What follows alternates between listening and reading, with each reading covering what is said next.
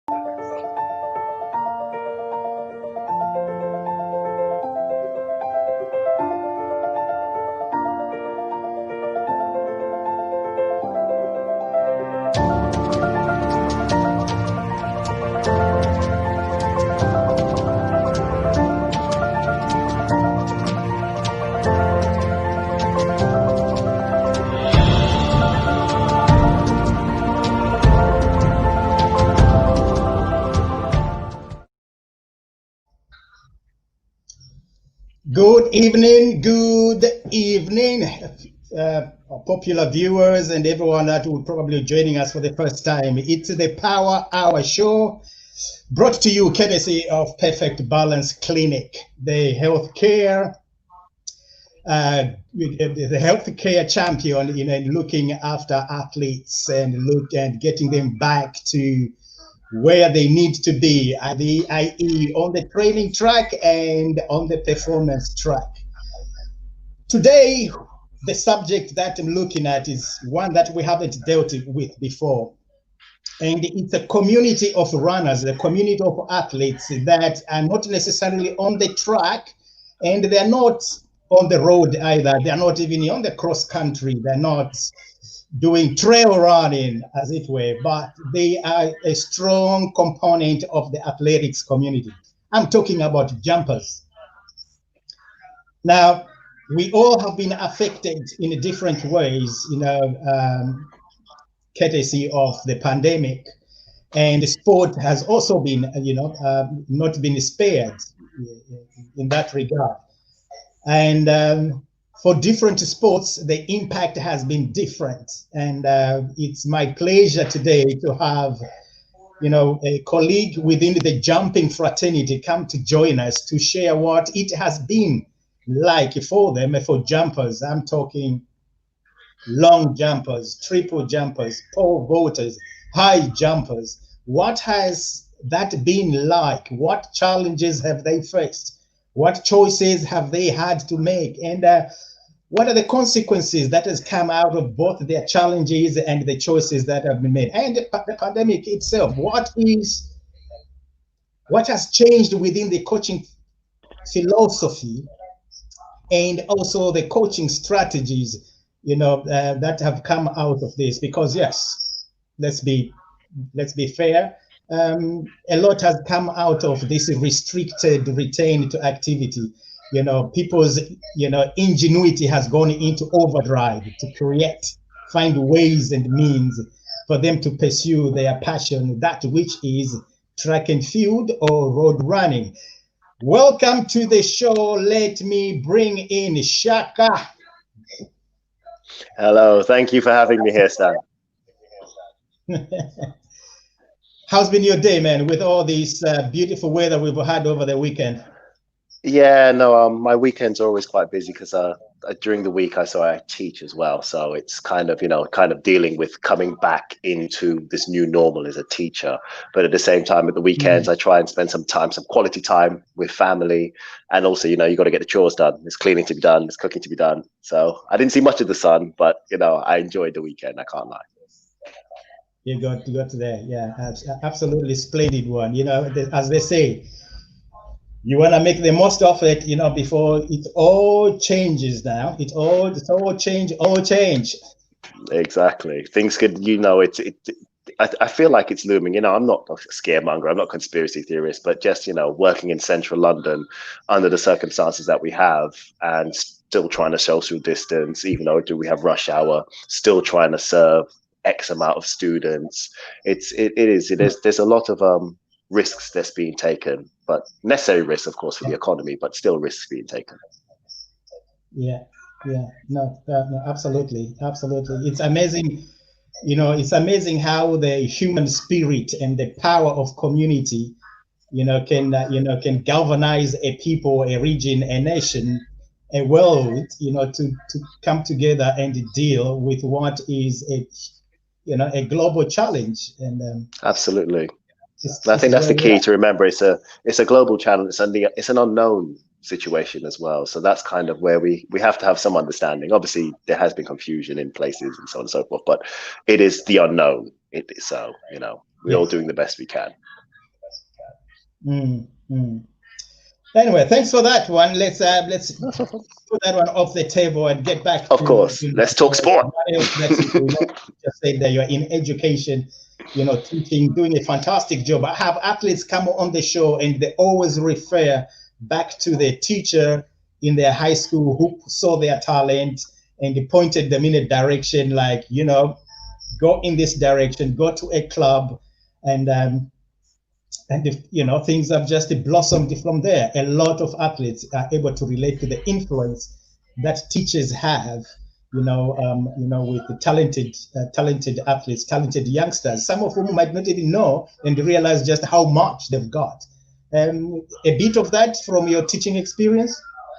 Well, actually, I mean, I would talk about it as an athlete, actually, first of all, because for me, that's the grassroots, Mm. if you like, this idea. But I was in exactly the same situation. I was like a tall, gangly teenager, early teenager. I wasn't sure what sport I was supposed to go into. I had just come over I actually studied in America and then came here to the UK, and I wasn't very good at basketball. But I was good at baseball and American football, but they didn't play that here in the UK.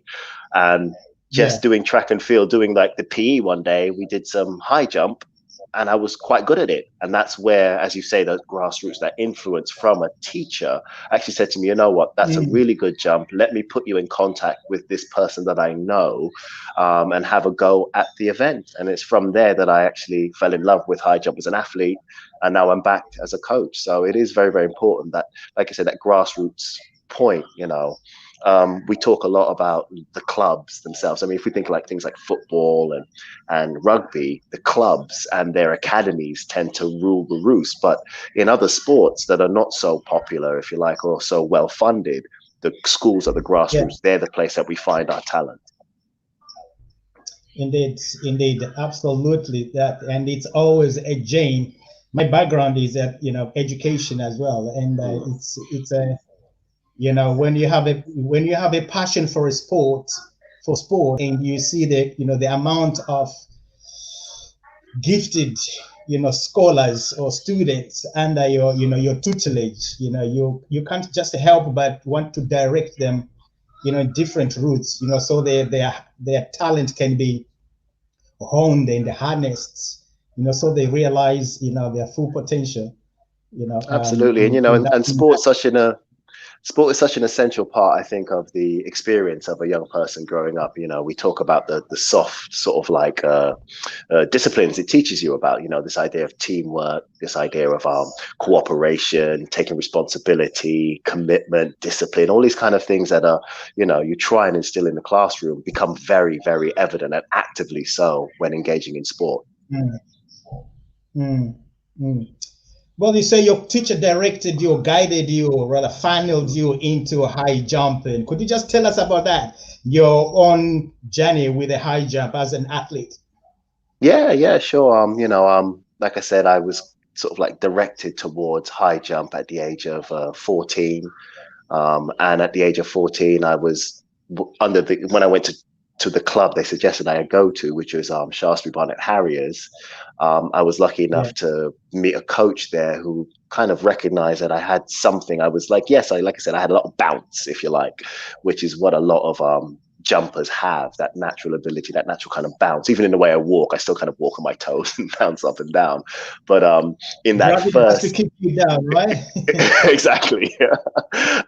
In that first year of like working with the club, I was able to jump what was English school standard, which was 1 meter 88 at that time, which for my age was like an enormous kind of jump.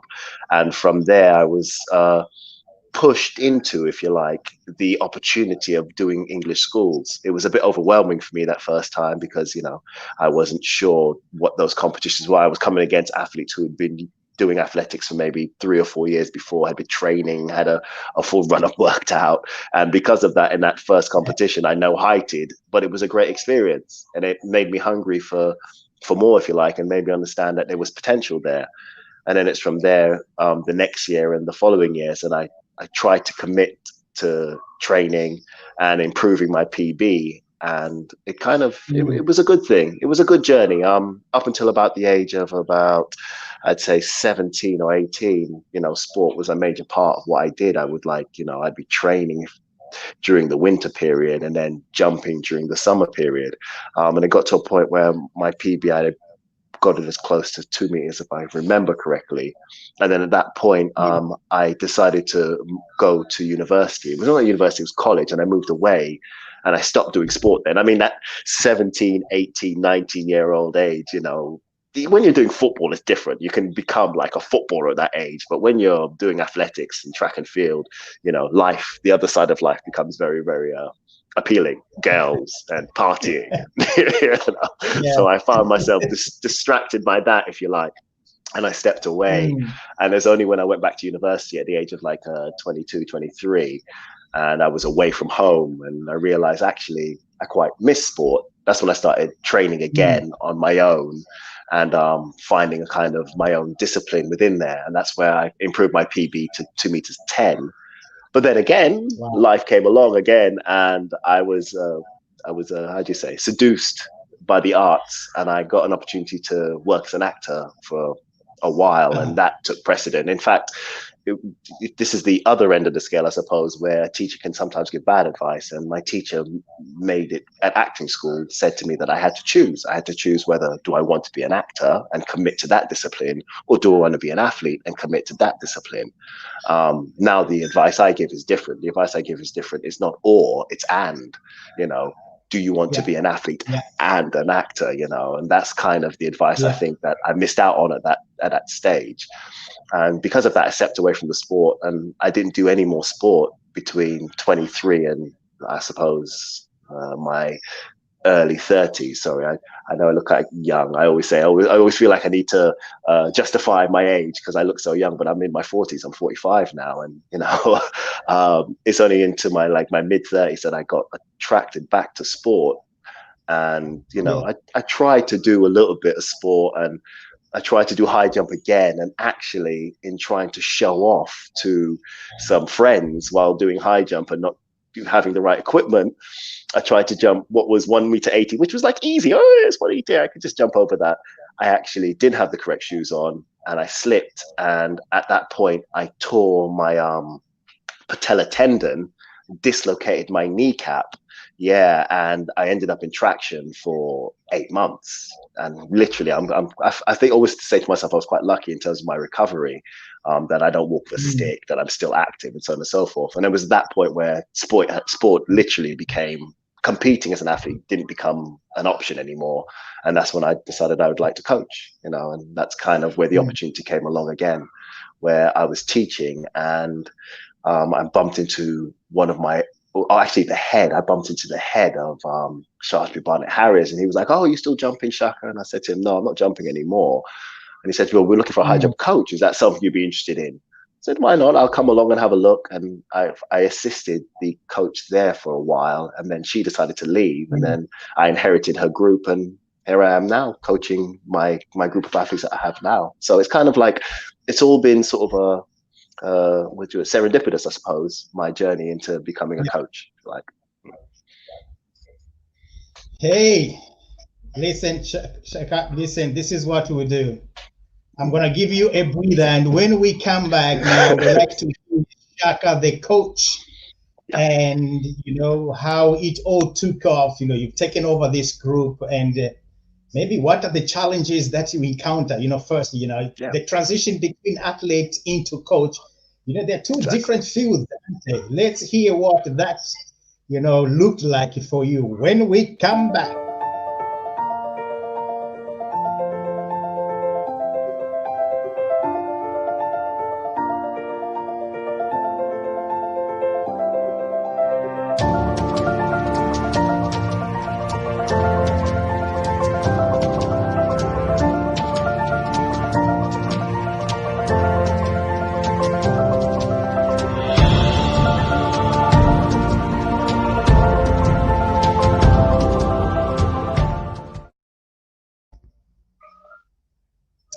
Yeah, the transition between an athlete from an athlete into a coach, you know, exciting a prospect as it is, it can also have, a few surprises for a novice coach. What was your experience yourself? Well, to tell you the truth, I it wasn't a heavy transition. I mean, I'd been teaching, so I understood how to explain things in such a way that a person could understand, and I also understood how to recognize when a person it landed, the information I was given landed in their head, and it was nice to have that practical thing of seeing them do it. But what I found was really quite interesting is that the majority of high jump coaches that I came across, not just from the group that I inherited, but other groups, other clubs. They weren't high jumpers beforehand. They were people who were interested in the sport, but weren't sports people. And Mm, it was a difficult transition because they had an understanding of the sport from a very mechanical point of view in terms of this is the technique, this is how we improve strength, where I was able to come from it from a more mental side. High jump is a very specifically high jump, I think, and pole vault to a certain extent. It's a very unusual event. I always try and if you think of like track running, stuff like that, you always end on some sort of high. You know, either you can get a good new PB or you can come first, or just finishing the race itself is like an achievement. But with those high jump and pole vault, you always end on a failure. You go to a point where you can't jump anymore. So even though you might have PB'd, your next height that you've tried to jump, you failed at. So you always leave the track slightly dejected, and that was the kind of mental side of the game that I was able to connect with the athletes about. And I think I earned a respect quite early on by having that mm, understanding of, it can be you can have a great competition and still be disappointed because you didn't clear the height that was put in front of you. So that was an interesting transition. But in terms of the coaching side of it, um, it was always quite difficult because I my coach that I had always referred to high jump as just being about driving your knee, your drive knee. So you would get into the takeoff position and drive your knee up and try and move your center of mass high enough up that you could clear the bar. And everything, all of the issues or the problems that I was so-called having at trying to clear heights was always brought back to the drive knee. And when I worked with those coaches, they were all on the same kind of focus. And actually, being the kind of person that I was, I decided to do some research of my own. And that's when I came across something else, which was actually high jump, because of its technicalities, is actually all in the run up. So, because if you think about it, when you leave the ground, you can't really control that. We're not birds, we don't have wings. Once you've no, left the no, ground, it's all up yeah, to what has happened on the ground. And that yeah, point in the air is seconds. You ask high jumpers, sometimes it could feel like a minute or two, but actually, when you're watching it, it's up, over, and it's done. And to try and do things in that moment is, unless we're talking at a very elite level, those minute details are the difference between, a world record and 2:43 kind of thing. But when we're at the grassroots of jumping, really and truly, you have to get that base in place, the understanding of the approach, the angle of the approach, the speed of the approach, because it's the centripetal forces that sends you into your first and your second rotation. I get very technical now, but if you think of where the high jump comes in, you run towards the bar in a J shape, and that J shape, when you take off, instead of sending you forwards, sends you upwards. And also because of the J shape, it puts you into a position where your back is facing towards the bar, and also puts you in a rotation to go over the bar. That's the Fosbury flop. That's what Dick Fosbury discovered, was that was so amazing back in the 60s. Because before that, you had to use power and speed to throw your body over the bar, basically. So yeah, so yeah. in becoming a coach, I had to relearn the event, basically. relearn the technical aspects of the event. Whereas as an athlete, you know, it was just drive, run faster and drive your knee harder, you know. And it's quite a nice journey that I've been on now, that I feel like Yeah. I understand the event more and I enjoy it more, and I can live the event with my athletes because we all know what we're working towards. And sorry, I do talk a lot, but you know, when you're on the high jump fan, you're by yourself. So you need to understand the technique and when things are going wrong and what is going wrong and how to fix it. And that's kind of how I teach my athletes now, to be critical, to be able to have that third eye that is looking at what is going wrong, not just the fact that you've knocked the bar off. Why did you knock the bar off? What can you improve? And that's key to me in terms of the transition that's gone from being an athlete to a coach, being able to help the athlete understand their competitiveness and how to focus that in a competition situation. Yeah, I really like this. I like this, Shaka. You bring out, you know, a very good angle to the debate and to the discussion, because you do have, I think it's an ongoing debate. You know, do good athletes do they make better coaches because they've been runners before? Because what you are pointing out there is that what you do as an athlete is not necessarily enough to make, you know, for you as a coach, because you need to understand the physics and the neuromechanics of the sport for you to be able to coach it. Absolutely. Absolutely. Within the simplicity of your statement, you are saying you can't cheat physics. Once you take off from the ground, you have already determined what you're going to do, what is going to be happening. Exactly. Whereas when I was an athlete, I was made to believe that I still had some modicum of control there. And it's not the case, you know. And if I didn't learn that as a coach, I'd still be trying to coach my athletes in the same way. You know? Yeah, exactly. You know, yeah, and it's something. I think it's a feedback, a biofeedback and technical feedback that track and road athletes, you know, do not have the immediate access to, because they are on the ground. They can't really see how much of what they can't really see what the consequences of their poor mechanics immediately. Whereas the jumper, that the consequences are right there in time. With each jump, the consequences of any inaccuracies in their technique, those are there to be seen. Absolutely. And it's very true. Like I said, you know, if you're talking in terms of the vertical jumps, it's, if you've jumped, you know, if your PB is like 8 meters at long jump, if you're not jumping 789, 790, you know there is an issue. And with the high jump and the pole vault, the bar tells tales, the bar rats on you straight away, you know, tells you when you didn't.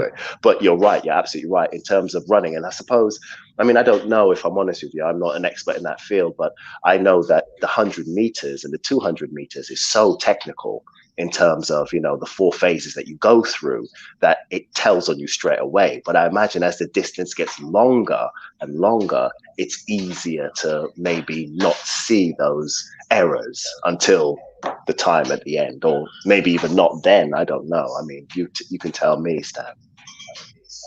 Yeah, well, I think that in my book, the high jumper, you know, the vertical jumper has got an advantage from, you know, natural and natural forces feedback in that it is immediate, whereas the 100-meter and the 200-meter athletes, they're getting their feedback at the end of the race, not in each stride. The jumper is getting their feedback in that last stride, you know, when they're just, you know, creating a displacement in the, you know, in their motion. That's where the feedback is immediately coming. Like you say, the bar will tell them whether that was right or that was not on that stride. Whereas the track athletes, they're not getting that feedback on that stride. We're giving them feedback after 54 strides, 55 strides, over 100 meters. Got you. And that makes perfect sense. That's what I'm saying. Because we live in an age where we can watch replays and slow mos and different camera angles of the athletes that we watch, like the Olympics and the World Championships, and you can hear experts like Michael Johnson talking about the force needs to be going forward, not side to side. But surely, I always think to myself, maybe the athlete is able to feel that, but you're right, maybe they're not able to feel that because it seems to be an error that keeps happening over and over again. And you need someone with an outside eye to tell you that. Yeah, which is where I say the vertical jumper has got the advantage over the tracker in relative to that immediate feedback. They will possibly feel it. They might refer to their coach just to identify how can I change this, but they have felt something is wrong immediately. Because the forces of nature have told them right there immediately. Exactly. Yeah. Whereas the track runner, that's why they're continuing with all these poor motions, because what's happening in training is just a countdown. You are measuring the end of the task and not the units of the task. And so it can be misleading because all you're saying is you're just using the stopwatch to decide, oh, that was a good run. Oh, no, that wasn't a good run.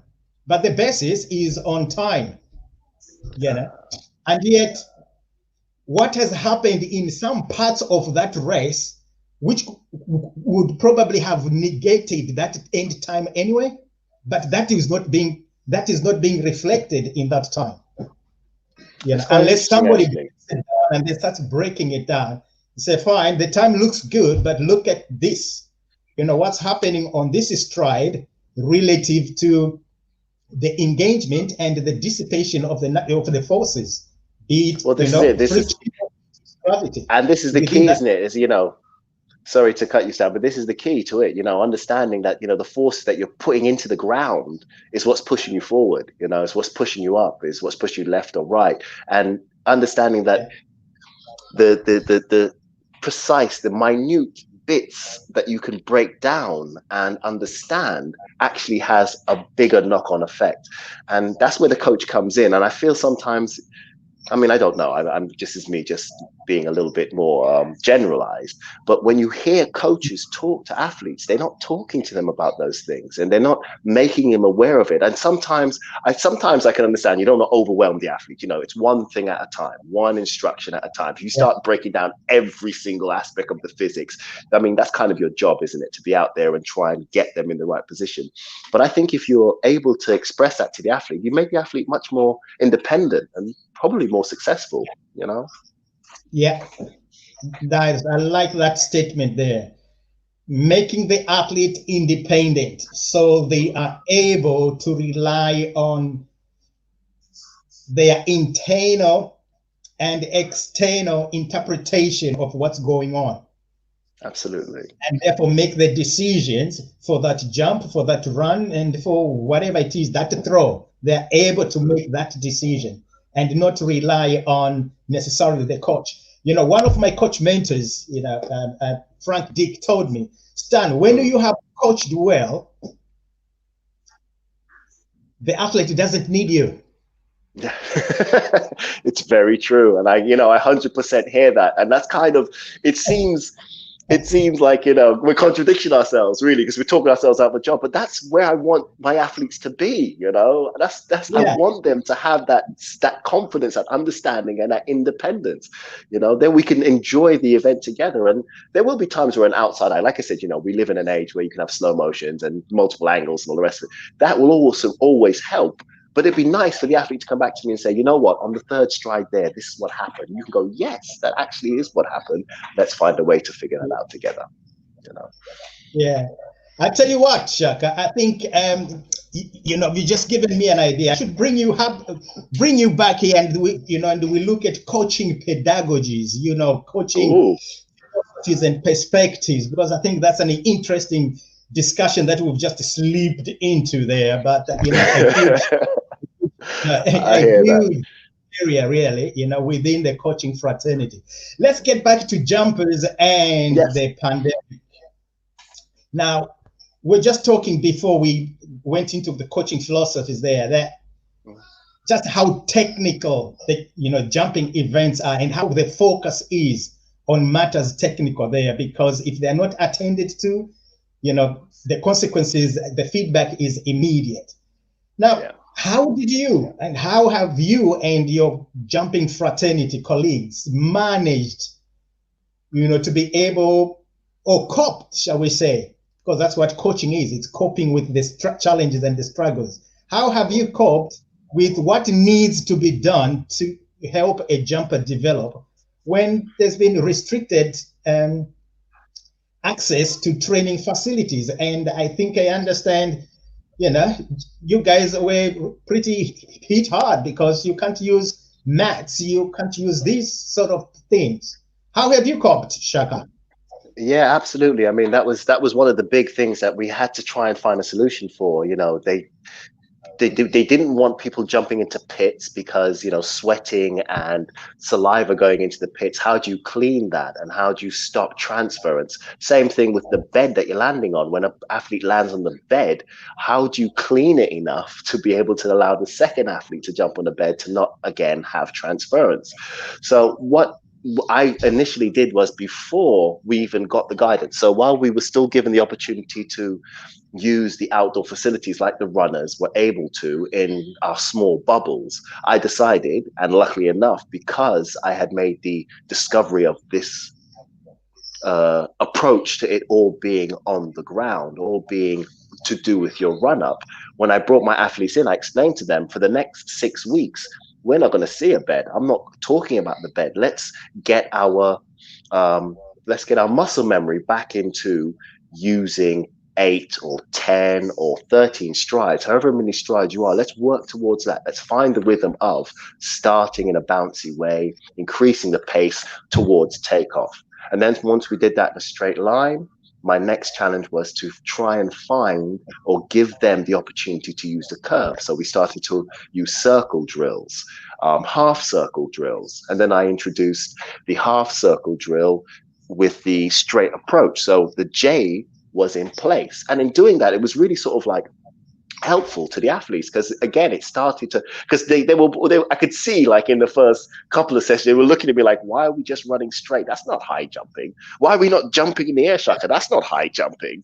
And I tried to explain to them, it's all about what's happening on the ground, and I was able to hammer that home. And the pandemic forced us to just focus on the approach and the angle of the approach and the speed of the approach and the rhythm of the approach. We did that for 5 or 6 weeks before we got the go ahead by the government to use the indoor facilities, which is where we were able to start using the bed.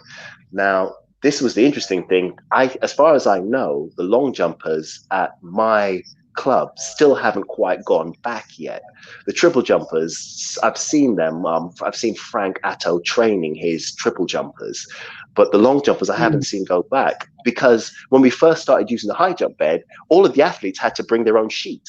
And what they had to do was lay a sheet down on the bed, jump over the bar, land on it, and then take their sheet. And then the next athlete would set their sheet. But the pole vaulters, funnily enough, didn't have to use this sheet method, because when they were going and clearing over the bar, they were landing on their feet, not on their backs generally. So there was less risk of transference. So they didn't have to use the sheet. But anyway, so we're using the sheet and we've gone back onto the bed. And it was a really kind of a eureka moment for my athletes when the bed came in, and all the work we'd been doing for the weeks running up to that about the run-up technique and the angle and the speed and the pace, all of a sudden they were jumping high, and they were like, is it because I'm rested and I have more energy? And I was trying to explain to them, no, it's because we've done the groundwork. We know what's happening on the ground. The clearance is going to come. This is what I've been trying to get across to you. And then the competitions opened up maybe about 2 weeks ago, competitions opened up. And literally all of my camp have been getting PBs as a result. Every competition, new personal best, because we have that groundwork in place. So they're really eager now to go back into the winter season, continue getting stronger, continually practicing that rhythm of the approach, and hopefully getting new heights. So in a sense, there was those disadvantages we had due to Corona and trying to actually I suppose, accommodate the restrictions that we had in place, but it ended up being a benefit to my jumpers, to my camp, to my young jumpers who were, between the ages of 15 and 18, who they just thought that high jumping and jumping over the bar was the way forward. Who is this crazy Shaka that's taking over our camp and is telling us it's all about on the ground? But, the proof was in the pudding, thank goodness. So it was a lucky moment, I should say. It was a good moment. Yeah, interesting that you mentioned that how a challenge and the hurdle of the pandemic was able to contribute to the success and the innovativeness and the ingenuity to invest in technique. Yeah, because that's how your legend, you guys, Fosbury Flop came about, was it not? That was because of an impediment in his garden when he had to go around some tree. Exactly. It's funny how we get inventions, isn't it? It's really crazy, and it's also, the big story that we'll also tell as well is that because the beds change as well, before that they were landing in sand or, cinders. And if they had continued doing that, if there was no foam and no bed, we wouldn't be doing the Fosbury Flop. We'd still be doing the straddle or the Western roll or the scissor, But I like the fact that the trees were involved, nature had to say as well. I like that. No, imperative. Tell me about you and Kim. You have a phenomenal athlete there, Yes. promising, and he's been put on, I think, on some talent development program or one of these sort of initiatives. Tell me about him. How did you guys get together? With relationship like? Well, it's quite interesting because I'm like I said, I'm quite new to the coaching side of things. I'm not new to the event or the sport, but I'm new to it as a coach. I don't have the would you say the prestige, if you like, as yet. So coming to me is like, I've inherited athletes as opposed to athletes approaching me.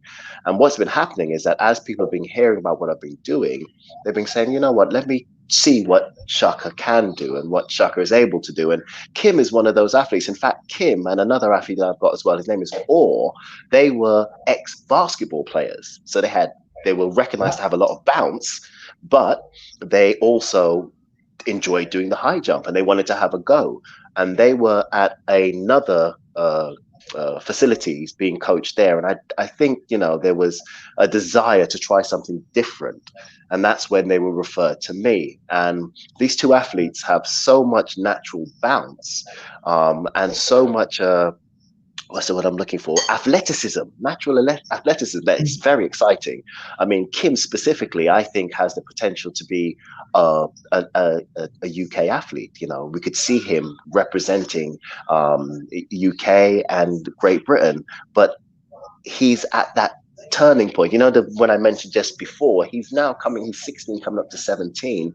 We need to support him. We need to give him the opportunity to see that the sport has validity and has opportunities for him, more so than, I'm not telling him he's not supposed to go out and party and, he's a teenager, enjoy life, I'm saying to you, but there is opportunity there. And that's what's been really exciting for me as well, that his parents understand that too. And his parents can see that sport is not just a fun activity. It can be, they view it in the American sense, if you know what I'm talking about, where it can be an opportunity, not just in terms of education wise, in terms of your development physically and mentally. It serves so much more. But Kim is he's also one of these young people that you don't see it very often. He likes competing. He desires to be in a situation where there is other people who are pushing him to jump harder. And I keep saying to his parents, that's not something you can't engineer that that's a personality trait. That's a character trait, that desire to win and compete to win, not just win, but compete and win, and be in that sort of arena. So he's an exciting athlete in that way. But, I think over the next year, this winter season. So I've had him for one winter, and he's gone from, I think when he joined me, he was jumping like 183 or 185. And then in that short period that I had him last year, we took him up to 196. And then since we've come back now, he's only had two competitions. He's now at 199.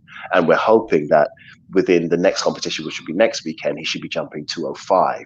And that 205 jump will put him at the top of the rankings in the UK for his age group, and also be a club record. You know, he's that exciting a prospect. And then in terms of, you know, he's 17, so he's still sort of like got a lot of muscle to put onto his frame. He's still got a lot of a development physically to go through. And I honestly believe that, you know, with the right training and the right sort of like diet and focus mentally, he could be a 230 jumper, 100%. And that's why it's exciting also to see that England Athletics have approached him to join their youth program, where it's an amazing thing. I wish these things were around when I was a young athlete. But saying that, what it is they recognize it's a 2-year program, and they recognize that, you know, elite, in order to become an elite athlete, you have to be in elite situations and surroundings. And that's not just in terms of facilities, that is also to do with coaching, that's also to do with the experience of the athletes around you. You know, it's again, it's very much the collegiate and high school mentality that they have in America to do with sports. You know, they recognize, like I said, we have it to a certain extent here with football and rugby, but not as deep as they have it in America, where it's track and field, it's, you know, it's American football, it's basketball, it's baseball, it's swimming, it's hockey, it's, you know, it's almost in every sport, and it's connected to the education system, which I think makes it that much more appealing for those people from backgrounds that are disadvantaged. But anyway, coming back to here, this program here is going to be a 2-year program that he'd be part of. He'll have access to facilities around the country. He'll have access to coaches who have developed athletes through to being world and Olympic competitors. He'll be in a situation where they'll be looking at only at his coaching and his strength, but also his diet, also his mental aspects, you know, how to deal with a competition where you have heats as well as a final, all these kind of elements that become brand new when you move up the competition level, not just at senior level, but you know, at the younger levels as well. And I find that those athletes who are able to cope with those challenges succeed. You know, it's very, very, it's a very, like I say, especially high jump, it's a very lonely kind of experience when you're competing. It's just you and the other athletes on the fan waiting for your turn. And, you know, you want to be supportive, and you want to be a group, a team of people jumping and high jumping together, but you're there to win, you know, and you've got to have that mentality, and you've got to have that strategy. And, you know, for example, the other athlete I was talking about, or he was in a competition, the last competition, he, again, got a great PB. His PB should have gone higher because he was in a situation where he was being made to jump.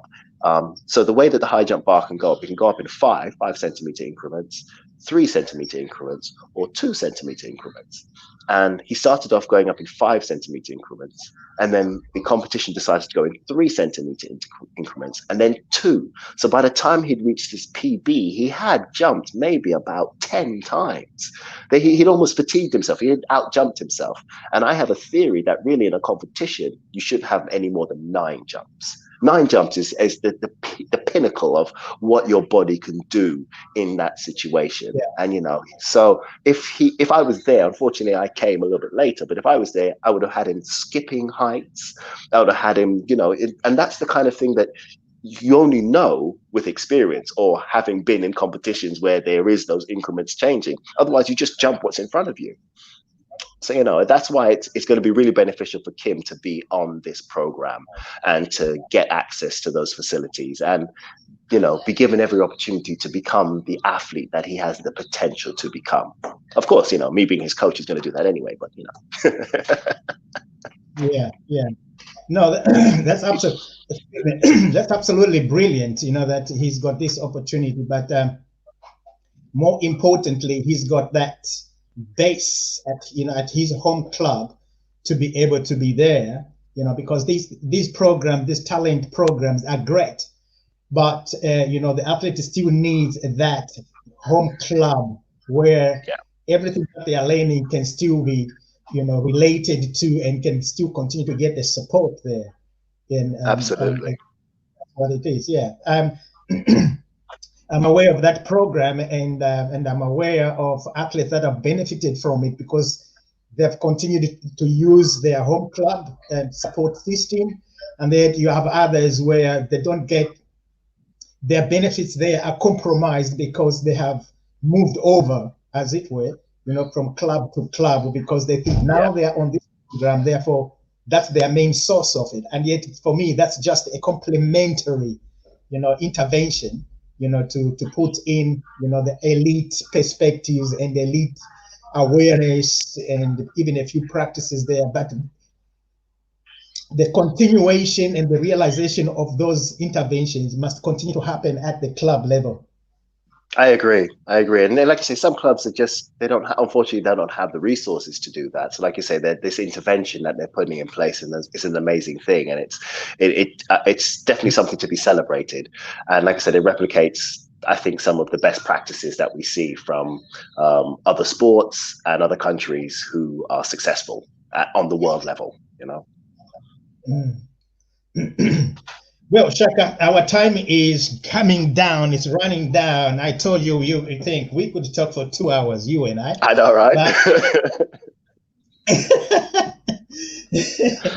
Listen, I wish you and Kim every success, and you and your group every success, as you continue to find strategies, to accomplish your training goals and your competition goals, in the restricted environment, and going forward, whatever whatever the future looks like. I can only wish you and your athletes every success, and especially with Kim, because he's there, he's already sort of got his star already shining, and just to continue to directing him in that regard. There's nothing more difficult than managing a prodigious talent. And that requires a very committed coach. And so, well done and good luck with that one. Thank you very much. Thank you very much. And thank you for having me in the show. It's been a pleasure. Like I said, it's nice to sit and talk, technical sports. I can geek out on sports all day. It's nice to be able to do it sometimes. So thank you. It's been a pleasure. Yeah. No, great show. I would definitely invite you back for another angle, within the coaching dialogue. So for now, from me, viewers, and from Shaka, it's a good night.